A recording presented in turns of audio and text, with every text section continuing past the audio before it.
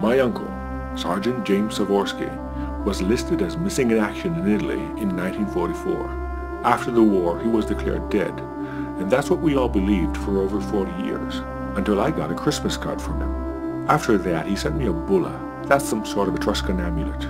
Oh, and it was solid gold. I had no return address except for a postmark from Anzio, but I had to find out. I had to find out how a dead man had spent his time in Italy for 44 years, and how he'd come across that gold. I couldn't speak any Italian and had no idea where to start, but I was full of determination, until I got there and managed to get both my luggage and my money stolen on the first night. I had come here to find a long-lost uncle, but all of a sudden, it looked like I was going to get way more than I'd bargained for.